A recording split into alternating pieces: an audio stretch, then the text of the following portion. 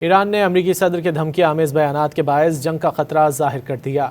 ایران کی جانب سے اقوام متحدہ کے سربراہ کو لکھے گئے خط میں بتایا گیا ہے کہ ایران کشیدگی یا جنگ نہیں چاہتا اور نہ ہی جنگ کا آغاز کرے گا۔ ایران کا کہنا ہے کہ اس حملے میں چند فوجی یا سرکاری مقامات کو نشانہ بنایا جا سکتا ہے۔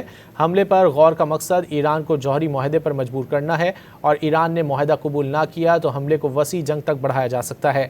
خط میں ایران نے خبردار کیا ہے کہ اگر حملہ ہوا تو بھرپور اور مناسب جواب دیا جائے گا، دشمن کے اڈوں اور اثاثوں کو نشانہ بنایا جائے گا۔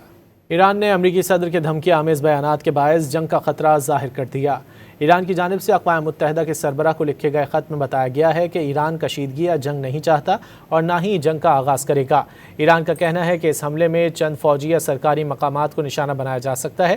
حملے پر غور کا مقصد ایران کو جوہری معاہدے پر مجبور کرنا ہے اور ایران نے معاہدہ قبول نہ کیا تو حملے کو وسیع جنگ تک بڑھایا جا سکتا ہے۔ خط میں ایران نے خبردار کیا ہے کہ اگر حملہ ہوا تو بھرپور اور مناسب جواب دیا جائے گا، دشمن کے اڈوں اور اثاثوں کو نشانہ بنایا جائے گا۔